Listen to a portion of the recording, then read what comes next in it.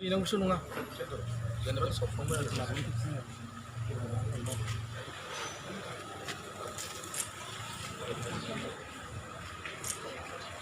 한수랑 이시게 몰라. 양리 그 아랍이 들이 사원에 그러고 뭐 못하는 거.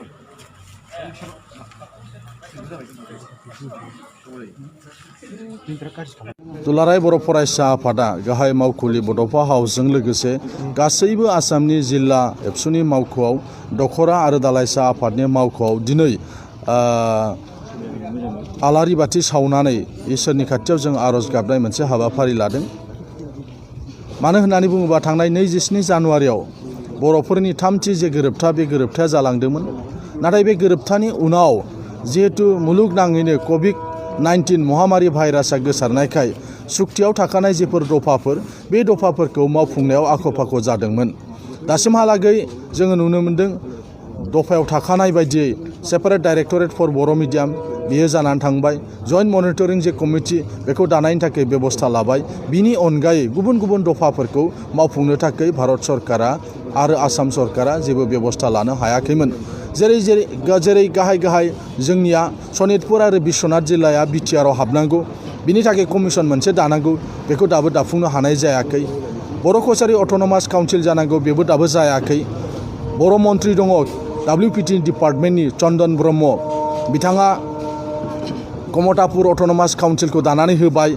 मरानफोरनि थाखाय autonomous council दाना होबाय, मटकफोरनि थाखाय काउन्सिल दानानै होबाय। नाथाय सुक्तियाव थाखानायब्लाबो बर' कसारि अट'नमास काउन्सिलखौ चन्दन ब्रह्मआ दानानै होआखै।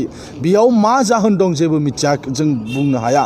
मानोना बैफोर ओनसोलनिफ्रायबो थांनाय बर'फोरनि गोलावथार जे सोमावसारनाय, बे सोमावसारनायाव गोबां मुंख्लं जाबाय, गोबां सातजाला जानांबाय। बेबायदि सोमावसारनायाव बाहागो लाबोनाय बैफोर जे जिल्लाफोर दङ, जाय जिल्लाफ्रा बर' कसारि अट'नमास काउन्सिलाव थागोन, जायफोर जिल्लाया BTR आव हाबखानाय नङा, बे हाबखायै माखासे जिल्लाफोरखौ लानानै बर' कसारि अट'नमास काउन्सिलखौ दानानै होनांगौमोनब्लाबो जोंनिनो बर' मन्त्रि चन्दन ब्रह्मआ राजनिति खालामनानै बिथाङा दाफुंनानै होआखै। बेबायदिनो जेरै कार्बि आंलं आरो डिमा हासावआव थानाय जोंनि बर'फ्रा हाजोआरिनि STनि मर्यादा मोननांगौमोन, बे खामानिखौबो दाबो मावफुंनाय जायाखै। बेजों लोगोसेयैनो BTR आव थानाय गोबां जिफोर दफाफोर दङ, बे दफाफ्रा दासिमबो मावफुंजायाखै।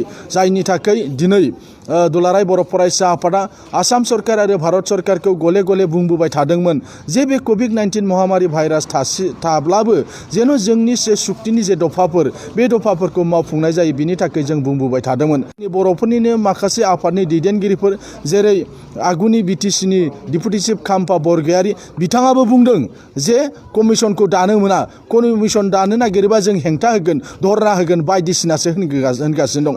जेराव सनितपुर आरो बिश्वनाथ जिल्लानि गोबां मानसिफ्रा मुंख्लं जानो गोनां जादों, सातजाल्ला जादों। सनितपुर आरो बिश्वनाथआ BTR आव हाबथारनांगौ आरो बै जिल्लानि मानसिफ्रा बेखौनो लुबैदों। नाथाय कमिसन दाब्लासो हाबगोन, मानोना कमिसना एबसुआ आरो NDFBआ जिफोर लिस्टफोरखौ होबाय, गामिनि लिस्टफोरखौ होबाय, एरियानि लिस्टफोरखौ होबाय, बेफोरखौ नायनानै जिहेतु कमिसना सोनायनि राहाखौ बे एकर्डआव खालामना होदों। दिनै खाम्फा बरगयारी BPFनि दैदेनगिरिफ्रा कमिसनखौ होबथागासिनो दङ।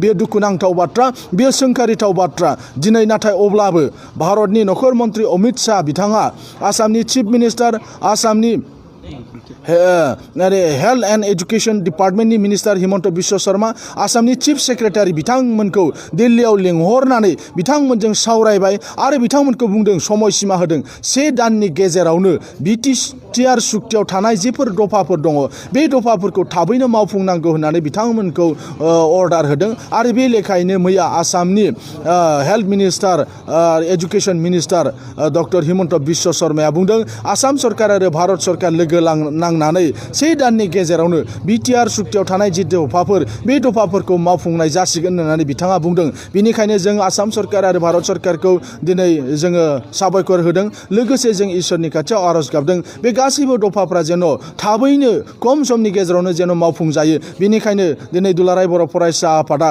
गाहाय मावखुलिजों लोगोसे जिल्ला दखरा आरो दालाइसा आफादनि मावखुलिफ्राव इसोरखौ नि खाथियाव आर'ज गाबनायनि जि हाबाफारि, बे हाबाफारिखौ जोङो लादों। दुलाराय बर' फरायसा आफादनिफ्राय दिनैनिफ्राय क्लास 9, 10, 11, 12 जि थाखोफोरखौ खुलिनाय जाबाय।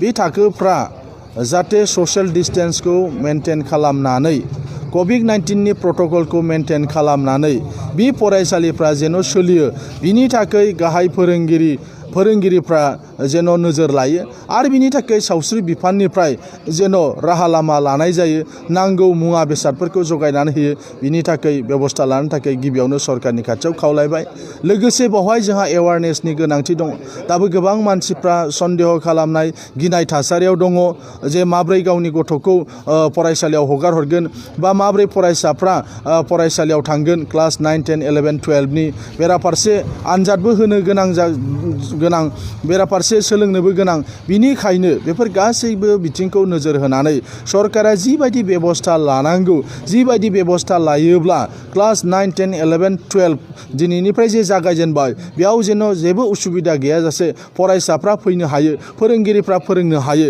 क्लासआ जेन' मोजाङै जायो बिनि थाखाय सावस्रि बिफान लोगोसे सोलोंथाइ बिफाना जेन' नांगौ राहा लामा दायित्वखौ जेन' लायो बिनि थाखाय दुलाराय बर' फरायसा आफादनिफ्राय जों बिथांमोननिसिम खावलायबाय आरो गासैबो फरायसाफोरखौबो जों खावलायदों COVID-19 नि प्रट'कलखौ मानिनानै जेन' बिथांमोनाबो क्लासाव नुजाफैयो बिनि थाखाय दुलाराय बर' फरायसा आफादनिफ्राय जों खावलायबाय